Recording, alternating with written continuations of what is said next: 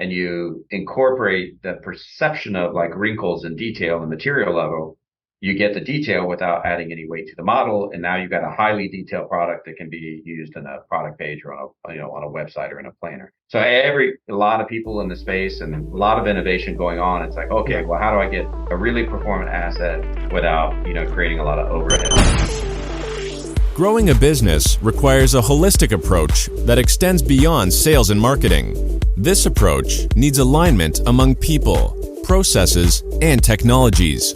So if you're a business owner, operations, or finance leader looking to learn growth strategies from your peers and competitors, you're tuned into the right podcast. Welcome to the WBS Podcast, where scalable growth using business systems is our number one priority. Now, here is your host, Sam Gupta. Hey everyone, welcome back to another episode of the WBS Podcast. I'm Sam Gupta, your host and principal consultant at the independent ERP and digital transformation consulting firm Elevate IQ. 3D should always be better than 2D experience, especially for the furniture and home goods industry. This industry also has one of the highest return rate, even if there might not be anything fundamentally wrong with the product. Sometimes it's the perception of the measurement or fabric that might turn off some of the customers. The 3D experience allows companies not only to help their customers visualize the product, but it also helps in increasing bag size, as the furniture may not appear so well without the right limbs or the art. But creating 3D experience is very expensive. It requires planning and building quality assets, or the 3D experience is likely to fire back because of the perception of poor quality. In today's episode, our guest, Beck Besecker, shares his insights into how brands can start their 3D experience journey. He also shares his insights into the entire process of what is involved in creating the 3D assets and which roles are likely to be involved. Finally, he talks about several tools used in the process and how the new trends may be driving the 3D space. Let me introduce Beck to you. Beck Besecker is the co-founder and CEO of 3D Cloud by Marksent. Previously, Beck spent 13 years building interactive marketing solutions for Fortune 500 retailers and brands, including Target stores and Tesco. In 1999, he founded Copient Technologies, now NCR AMS, which was acquired by NCR in 2003. Beck then served as EVP of New Business at Catalina Marketing. With that, let's get to the conversation. Hey Beck, welcome to the show. Thank you. Appreciate your time. Of course. And I am super excited to discuss this topic. Obviously, this is fascinating and fairly new to our listeners. So this is going to be so interesting. Just to kick things off, do you want to start with your personal story and your current focus, Beck? Sure. So our background, when I say my brother Barry is sort of my lifelong business partner. We've always been in marketing technology. Had our first company in the late '90s and sold that, and then started another company, sold that. So this is sort of our third company together. Our focus has always been around marketing technology and content management. And sort of the intersection of those two. So today, Marksent is, we call our product the 3D Cloud. We've been around for 10 years. We're one of the very early companies in the 3D augmented reality, virtual reality, product configurator space, and work with a lot of major retail clients as well. But our current focus is how to bring 3D to the e-commerce shopping experience. Yeah, and 3D is obviously, there is so much happening overall in the 3D space, in the virtual reality space, as well as in the product configurator space. So it's always fascinating how that is going to change the customer experience. So we'll dig into all of that. But before we do that, we have one of the standard questions that we ask every single guest, and that is going to be your perspective on business growth. So the way we think about the future is this, that eventually every single product page on the internet, Yeah. 3D is always better than 2D. And so as the technology matures, it's able to be performant, that the quality and visual, the representation of the product can be achieved in a 3D experience. We expect that everywhere you use photos today will ultimately be replaced by 3D. And we believe that for a long time, but I think many retailers and manufacturers are starting to believe that now as well. There's a lot of other benefits outside of just, 3D in and of itself. It's about there's benefits both in terms of like interactivity, conversion rates, but there's a tremendous value in cost savings and maintenance of a visual asset. Not having to constantly redo photography, make it much more of a data-driven experience. So our expectation is that we're in the first year or two of 10 years of really strong growth in this space. Okay, very interesting. And I completely agree with you that 3D is always going to be better than 2D just from the customer experience perspective. But every customer experience that we are going to be talking about is going to have the cost as well as effort involved in that. So obviously we need to dig into that. I don't know how much effort is going to be required. And let's say if I am the manufacturing CFO and I am trying to understand, okay, what is going to be required? Let's say I have 200,000 SKUs. And if I have 200,000 SKUs, then we are looking at, I don't know, 200,000 3D models, I guess. Or maybe if I have variant of those, then probably a million combination there. So I don't know. See, do you want to describe in terms of the process, how the process works? Let's say if a manufacturer has never explored 3D before. Sure. So the first thing is that while, it's a pretty bold statement that 3D will be everywhere 2D is today, in 8 to 10 years. But that said, there isn't demonstrated product market fit for 3D everywhere yet. So for instance, 3D for something like, furniture and kitchen and bath, the places where we largely work in the home. Yeah. There's an obvious use case, right? Is it going to fit? Is it going to match? Do I need to configure something to kind of, to see it in 3D or see it in my space? Yeah. So and that's the reason we're in the home vertical. Yeah. And if you look where we do kitchen, bath, decking, furniture, office, and closets, and those are all categories that share a common theme. And that's right to your point, which is first, the cost of creating those 3D assets for those categories. Yeah. There's a relatively long shelf life once you do it. So if you make a $500,000 investment or $1 million investment in content, you can, amortize that over a long period of time. Think about, decking doesn't change that often. Furniture, you get about a 30% turnover. Kitchens, can stay in inventory for 10 plus 20 years. And so the reason we selected these categories is because of that dynamic. Yeah. That once you invest, you can amortize. Now, if you go to a category, let's say like handbags as an example. Yeah. So the cost of creating a really high quality visual asset for a handbag, let's say it's $500. Exactly. So you got two questions that need to be answered. One is, do people really want a handbag in 3D? Like, what is the problem you're solving? Exactly. Is it more?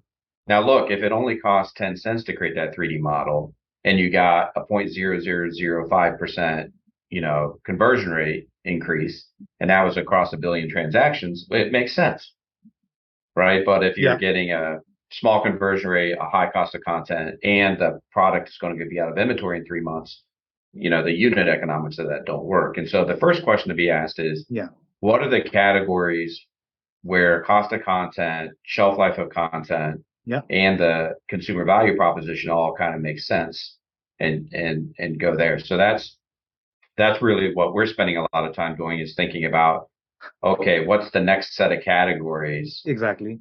Do we need shampoo bottles in 3D, right? And what's the use case, and do you want to pay for it? So, but yeah, that's the trick, is figuring out those sort of, points of convergence into whether you can build a business model around it. Yeah, and honestly speaking, when you look at, let's say, if you are going to be creating these models in 10 cents, I don't know which designer is going to work on that. And by the way, we see the whole idea of this is going to be to improve the customer experience. And if you are spending only 10 cents, I don't know how that experience is going to be. So I don't know whether you typically recommend when customers are working on these things, then your goal is going to be to have something that is going to be really demonstrable. For example, let's say if you look at, kitchen furniture category, in those cases, the dollar amount that you're going to have for each of the product is going to be much higher. And in anything that is probably going to be related to real estate, in my mind, I can see application of 3D, and that's where 3D is used a lot. Yeah. These days, real estate agents are actually using this in the home setting as well, right? Yeah. And some of it has to do, so there's a lot of stuff that's like happening in the space where I'd say generally speaking, there are many, many, many companies from Google to Apple to, to Microsoft to Adobe to big, multi-billion, dollar companies that are all have a vested interest in this space. Right. And thank God for that, because they're investing in technology to allow you to, like NVIDIA is working on a pretty interesting technology where you can create a 3D model from a 2D image and using AI.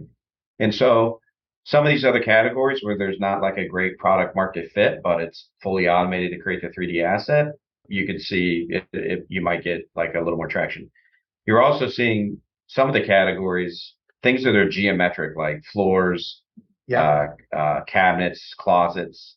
Those are all done what's called parametrically, where there are actually no 3D models. You're just using data, depth, width, height, profiles, and finishes, and you're actually generating the content in real time. Yeah. And there's actually very low cost of content. So there's some other categories. So I think there's a lot of people working on a lot of different technologies to kind of it's safe to say that the cost of content will continually go towards zero over time, which will open up a lot of these other categories.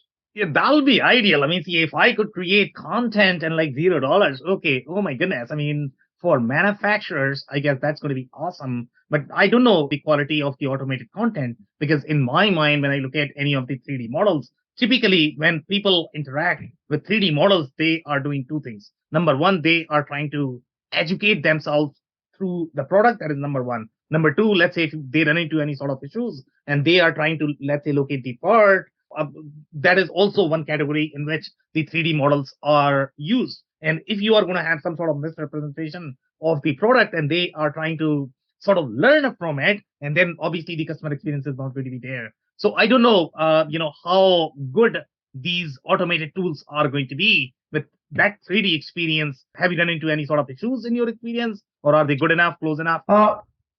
We've not seen for the categories that we work in today. So I'll give you, for instance, like it's funny. My son's working on a Eagle Scout project for Boy Scouts. Yeah. And he's working with a local museum, and he's using LiDAR technology. Yeah. To do scanning of these like statues, and they're like really detailed.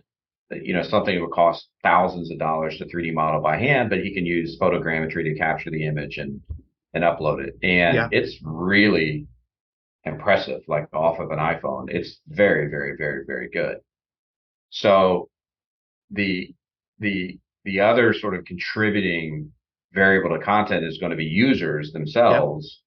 And as this will get faster and easier, and it's like, and I'm sure Apple hasn't really said it publicly, but my view of why they're investing in this space has very little to do with furniture and other it has a lot to do with sharing 3D models the way we share photos. Like that's the capture part is what they're really investing in. So that will come. However, those monolithic models that you capture through scanning are not going to work well in like a configuration tool, because one big part of making something performant on a website is being able to share. Like if I have two geometries that share the same finish, like a leather material, they need to be, you shouldn't be sending that material twice. You should, sort of apply it at runtime. And so even though you can do scanning and capture, that doesn't always mean you can use that asset to be able to power a configurator or whatever you're doing in a way that's actually going to work on a browser. And so there's still quite a bit of, like, we think of like 3D models as like the atomic components of an asset. And then you would only have one brown leather in the PIM. Why do you need, because you'd apply it to lots of different geometries. And so creating those data models that allow you to communicate and compile 3D models from lots of Yeah. different assets is actually more important than the capture experience. Okay, so let's take an example of a designer. So let's say if I'm the designer who is working on this project, if you are going to give Mm-hmm. me that, okay, create these models for 200,000 different SKUs, then obviously I'm probably going to feel a little overwhelmed. So let's say if we do this using the automated process where we are going to get some basic framework, and in that the problem is going to be that one of the layers is probably going to be a problem that cannot really work on the website. So let's say if I am the designer and the only thing I'm doing is I am simply designing that layer, and rest of the model I am using from my automated generated model, can I do that? And that is probably going to reduce the amount of effort as well as the cost. Can I do that or not? Kind of. You're going to have to operate within a spec. And so, like, Okay. what we'll do today is we have the product is called the 3D Cloud, and it's like basically a 3D PIM. Yeah. And there's a workflow layer on top of that where lots of different people contribute to the creation of a virtual product. So let's say you're a 3D modeler and you're Yeah. working within our system. You'll check out, let's say, a couch. Okay. And then your job is to create that geometry, but it's going to be somebody else's job to create the material. And then it's going to be a third person's job to create the behavioral data or metadata associated with that product. And so what happens is you get these like multiple parallel work streams, Yeah. and then they come together to create the virtual product. But in order for those work streams to all work together, all the parties have to work within, a certain spec so that they can work. So for instance, if you submit the model and it's 1,000,000 triangles Yeah. for the geometry and the spec calls for 60,000, it's not going to work on a web environment. And so, it's not as easy, it like this idea of like, hey, let's just open up these systems and let everybody contribute Yeah. doesn't really work. You can't have independent contributors, working off of, outside of a spec and expect to get a high quality asset that's going to work in a specific app. So everybody's got to be within a rule set, so to speak, to make these things work. Okay, so what am I missing here? Because see, one time you said that these 3D models are probably going to cost $500, but now we are talking about 3D modeler, we are talking about material designer, and this sounds like a very, very expensive people. So I don't know how much time they have to invest in creating these assets. So how is this possible in $500? Let's say if I'm trying to sell a piece of furniture, so how much time are we looking at for each of the models that we are trying to create for each of the category, and how many personas are going to be involved in creating that? So step one to do it efficiently, okay, is you have to step one, look for the maximum amount of reuse that you can find, right? And so if a couch shares much of the same geometry as like a settee or another chair, and you can repurpose that, you need to find that out and build that connection at the data later so that you can understand sharing those parts of those geometries. So that'll make it faster. Then you want to see how much you can share of materials so they don't get recreated. Okay. And so really so you have to break everything down into its component parts, figure out the lowest common denominator of assets you actually have to create. Yeah. And then use those assets to create the final product SKU in an automated way. That's how you do it efficiently. Is for instance, office chairs is the amount of reusability in office chairs is tremendous, right? And so it's really not the cost of modeling is one component, but the reason you get efficient is at the data level so that you can combine the assets together in an efficient way. Does that make sense? Yeah, it does. And, that is no different than, to be honest, I mean, if you are doing manufacturing, then you have to go to your lowest common denominator, or you are doing, ERP implementations or web implementation. They all, follow sort of the similar approach that you need to go to the foundational component, and then you go to your upstream component and then sort of trace that, right? But when we are looking at this reusability, and I don't know if these reusable components are going to be available in the market, open source. Can you reutilize something? Because my office chair and somebody else's office chair in the market is probably going to be similar. So are there any sort of frameworks or template that these designers can use, and that can probably reduce some time there? Yeah, I mean, there's several different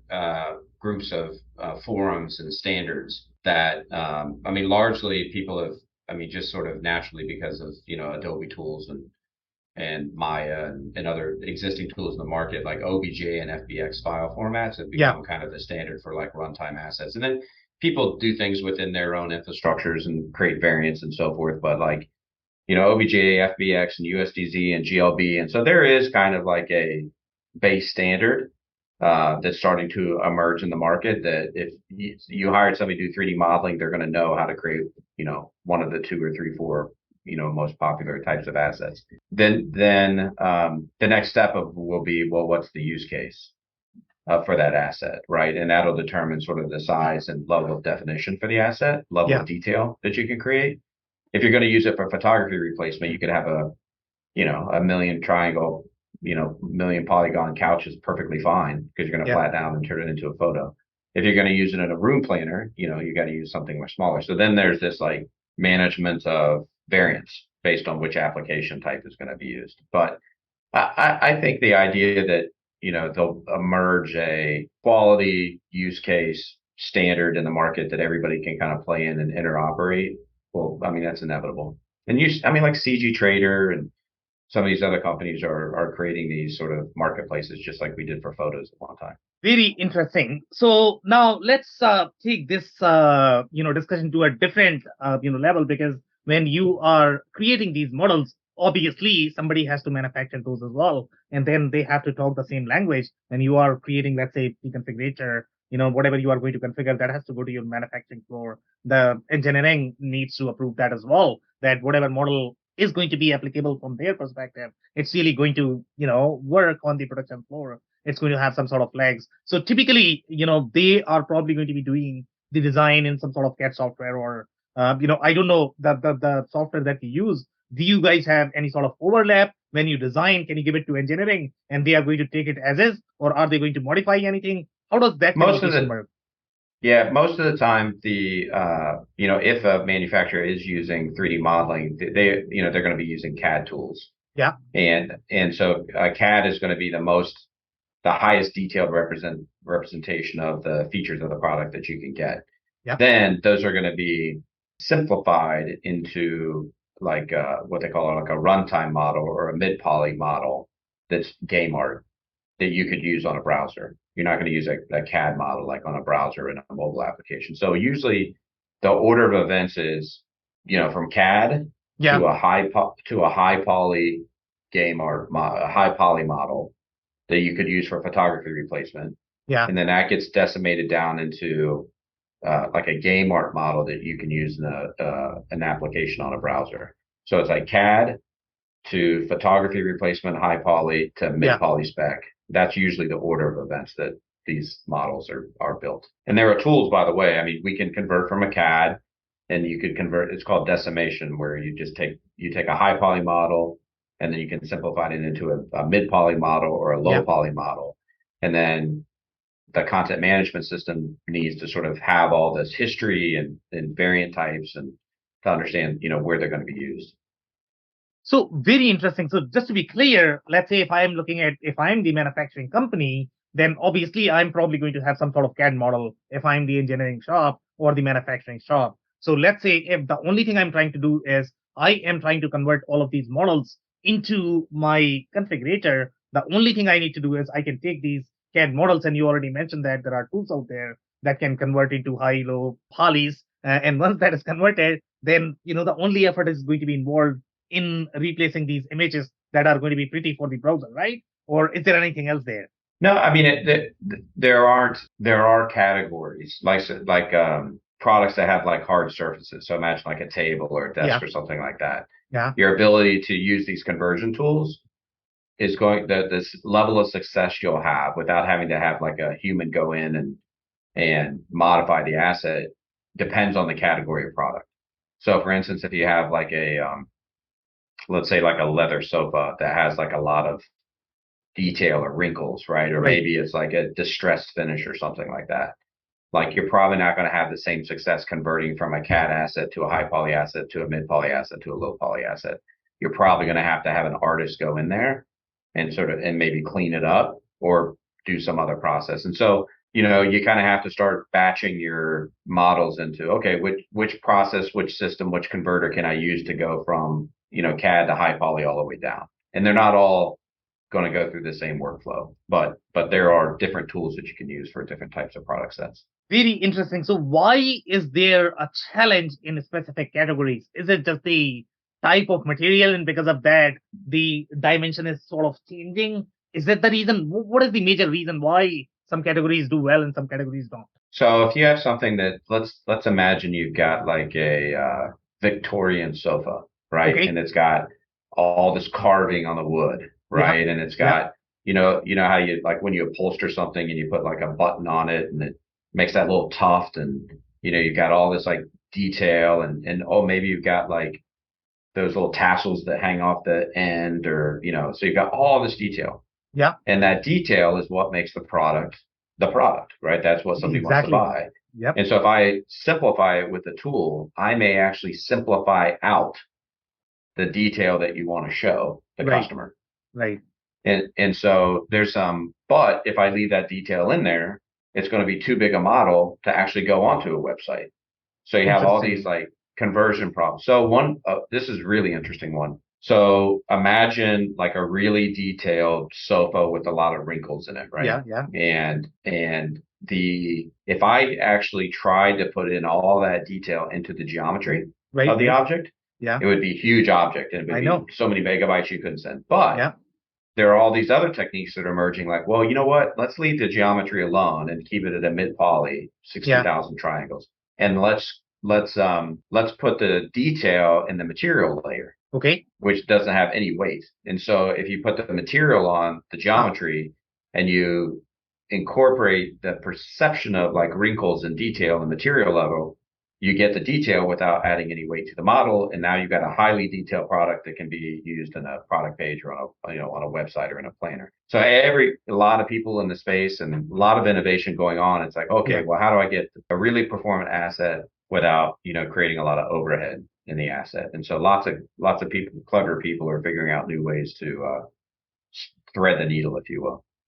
Very interesting. So let's, I know that you had a story that you wanted to discuss, and, that probably will illustrate the process in terms of how to sort of start on this process. Let's say if I'm doing this for the first time. So you had a case study and a story of, I don't know if you are going to share for Macy's, So I believe, right? so we work with Ashley Furniture, Macy's, you mentioned, Lazy Boy, Yeah. Bob's Furniture, Jerome's. We work with Lowe's as a client. We work with a lot of big, Yeah. multi-billion-dollar, home good retailers. And so we've been at this for about 10 years. Yeah. And we actually wrote the very first AR app for the App Store in November of 2011. So that was before it had the AR, augmented reality name. So we've for better or worse, we've been at the very beginning of this and seen it mature over time. And Macy's is a really good example. So Macy's was so this is circa 2018 or so pretty early in this stage. Right. And so Macy's has a multi-billion-dollar furniture business. They're in 400 locations around the world. Yeah. They really wanted to they have really good store associates, but they actually don't have a design program, Right. like an interior design program. Yeah. Yeah. And so they were looking for a way to create a set of experiences using 3D that would really allow a store associate who really is like a salesperson to be more than just a salesperson, to be somebody that could actually consult with and work with a consumer on their vision. And so we've 3D modeled over 15,000 Macy's products over the course of a couple of years. You start with your best sellers, and then you add more categories over time. And so the first thing they did was launch a room planning experience on an iPad that they installed in ultimately over a couple hundred stores. And then the way it would work is a consumer would come in, and the store associate would sort of get their dimensions and drag and drop into their space. And once they were done building the room, you could put on a VR headset and actually walk around your room as part of the experience. And so they do several $1 million a month today through this experience using designers or the store associates working with consumers. But what was interesting is these aren't always like, hey, I'm building, an entire room, a lot of the times there were very simple use cases like, would this brown couch look good against a blue wall? Right. Or is this the right rug for the size of dining room table that I have? And they're very simple 5-minute use cases. And we found the store associates got very creative and innovative around like, how do I help somebody build confidence in their purchase so they, don't leave the store without making a purchase. So we've done that for Macy's. It's been very successful. I've been working with them for 5+ years now. They also took those same 3D assets. Yeah. And they have a very, very popular e-commerce app that's, probably top 30, if not top 10 in the US. And we work with them to create an SDK that allowed them to distribute AR via their e-com app as well. And then eventually they also launched the room planning experience to consumers so they could do this at home as well and be much more of like a self-service experience. And so Macy's has been they were bleeding edge. The first enterprise-wide rollout of VR in the history of retail. So they were really innovative and cutting edge. Now, of course, a lot of other retailers have followed with AR and room planning and so forth and so on. But it was a good 2-year process to go from sort of the beginning stages to a real enterprise solution that would scale. Yeah, yeah. So very interesting use case and the story there. So my assumption in this particular case is going to be, it's not that they transformed all of their product or product categories. They are probably trying with some of the categories where the experience is going to make real sense. And that's where you are probably going to have enough margins to be able to accommodate that. So in this particular case, when you are looking at these virtual rooms, obviously that's where they are going to be able to sell multiple products. And that's where I guess the experience is going to be really handy. Yeah, what we saw was on the room planning tools, we see very consistently a 60 to 100% increase in average order value. You're just buying more things together. And if a store associate, oh, look how nice this rug looks with the couch you just looked at. Like it's an easy way to sort of increase basket size. Yeah. We also saw it have about a 25% improvement in product returns, which makes sense too, because now you get a chance to check for fit before you get it home and realize that it's not going to be the right size. So that was a big impact. For augmented reality, interestingly enough, AR is really the core use case is really about fit. It has people are using it as a proxy for pulling out a measuring tape. Right. And so, for instance, when we have a client come to us and say we want to do AR, and if they say we want to do lamps and mirrors and those kind of like decor items, we typically discourage that and encourage them to look at like dining room sets and big living room sets and sectionals and sofa. Big, large items are going to be the most popular items in AR. Now today we see if augmented reality is on a product page as an option to view in a room, it gets used about 30% of the time. If you use it, you're 3 times more likely to convert. So, and of course that varies by different categories and so forth, but the utility and return on investment in doing AR is now, completely self-evident. But to your point, you still want to pick which categories you spend money modeling on. Yeah. And you don't want to model something is not going to be in inventory in 3 months, so.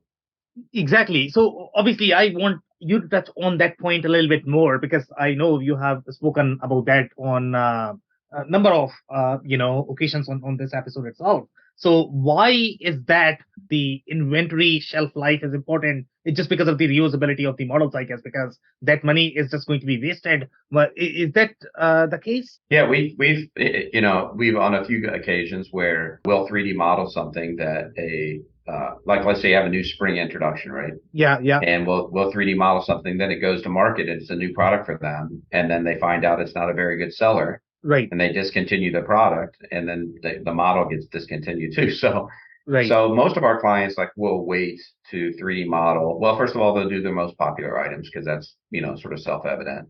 Yeah. But a lot of retailers like Macy's sells this Ridley sofa that they've had in inventory for years. It's very popular. It's one of their best sellers, and so we try to help retailers. Like, okay.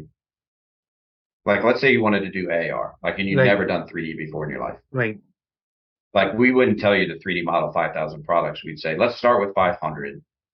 right? And like really make sure we're proving out the unit case. But if you're doing a room planner, you really need to do like 2,500 or 3,000 models because you have to have enough inventory for consumers to create a good user experience. Right, right. So depending upon the application, if you only had a limited budget and you said, I want to do a room planner, but I can only afford 500 models, I'd say, well, you know what?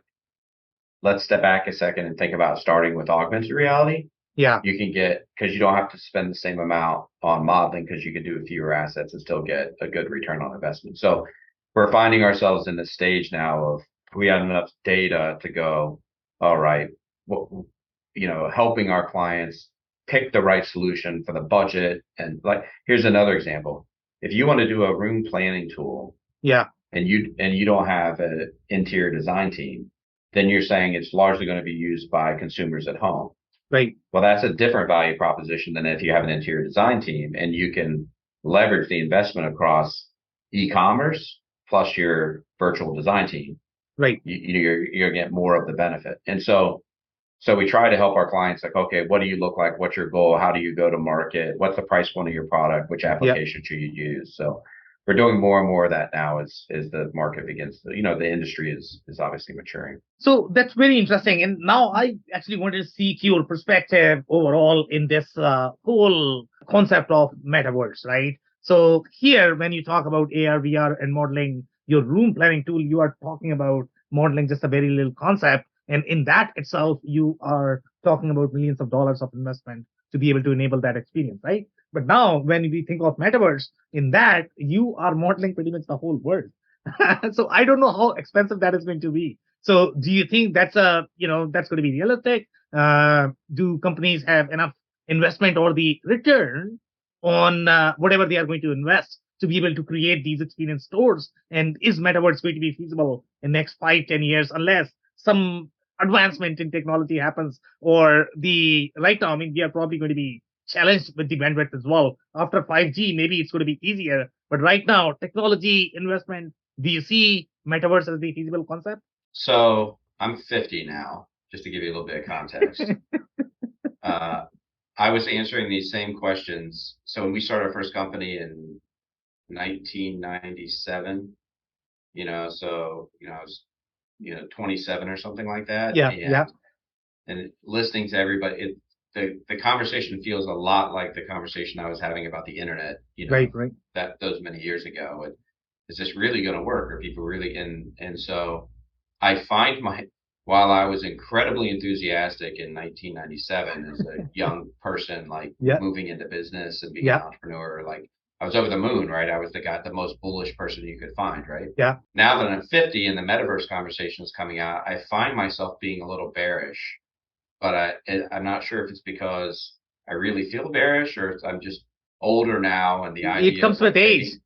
taking on a whole new thing is like, because we started this company in 2011 and I've lived through AR, VR, XR, like all the different, I've had Google Glass, I've had, Magic Leap, I've had every version of Oculus, I've had HTC, my office is littered with every device that was hyped and excited about. So, so to me, here's how I kind of think about the metaverse. I mean, when you have an environment that has hundreds and hundreds of 3D assets in it, and you're on like a browser, like there's a weight to that. There's a reason that Minecraft and Roblox looks like cartoons because they're limiting the poly count so they can have an environment that can be highly performant with low overhead assets. Right. So if you're a retailer and you're like, let's imagine you're Restoration Hardware.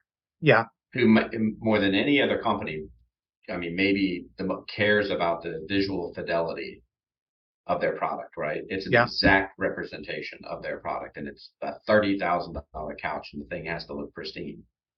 Like, what's your value proposition in the metaverse? Like, are you going to have a cartoon couch, in the Zuckerberg's metaverse? Like, that's not going to be. Now, if you're a Nike shoe and you're abstracting it into a cool cartoon 3D model, that represents the Nike brand and it's cool and it's awesome and it shoots fire and you got, wings on it or whatever. Yeah. Like that makes sense, right? You're kind of Yeah. like, okay, I'm Nike and I'm being cool and I'm in a game art environment. That makes sense. But the idea that the home industry is just going to create digital twins of all of their products and find themselves in the metaverse as a branding opportunities. Like I can't quite see it in my mind's eye yet. For other categories like fashion, could I take a Gucci, handbag and create kind of a cartoon 3D version for a metaverse Roblox experience that's cool enough that I get an impression with the customer that gets them sort of enamored with my brand? I think Yeah. so. I mean, I think clothing, shoes, Coke and Pepsi will be in there, and like that all makes sense to me. For our category, I think realism and real application is important for this category. But I think for other categories, it makes more sense. So I also think the idea of like we're also sort of arguing about like what is kind of the metaverse. To me, I think my thinking is that it's going to be more like a network, right? It's not going to be big. I mean, you'll have the Robloxes and the places like that, but you won't. It'll be more about uh, being able to jump from one person's independent metaverse space to another person, almost like you hyperlink between website pages, right? Right. Right. That'll be more about individually or smaller groups that are creating these interesting experiences and jumping from one to one rather than this sort of like giant universal space we're all walking around in. But I mean, I'm hoping it looks more like that. Yeah, in my mind, I think the event industry is probably going to jump on, and because they are probably going to be making a lot of money with that, and that's probably the next thing for them. So in my mind, they are probably going to be okay because they probably have ROI. They are going to be charging a lot, and they can do the revenue competition easily. But then they have to invite other brands to participate in the virtual experience. But the virtual experience is are going to require the similar design assets that you need to have to be able to create that Yeah. experience. To me, though, I mean, we're using the term metaverse pretty broadly. To me, that's like a hosted virtual space that we go to for a specific instance. Like to be meta, so to speak, you have to be able to move, Right. right, between places. I mean, to me, that's just a product that somebody uses to go attend an event. Yeah. That's Yeah. that's not a metaverse. That the metaverse is where you can actually jump and travel seamlessly between any experience, right? That's how I kind of see it. But for our manufacturers or our partners, investing in the 3D content management system, investing in asset creation, investing in data models that support applications are all Yeah. precursors to whatever happens in the metaverse anyway. And you're using it for other use cases. So imagining what will happen in metaverse is perfectly fine for the home category. You have to still make the same investments anyway. So why not imagine what it could be?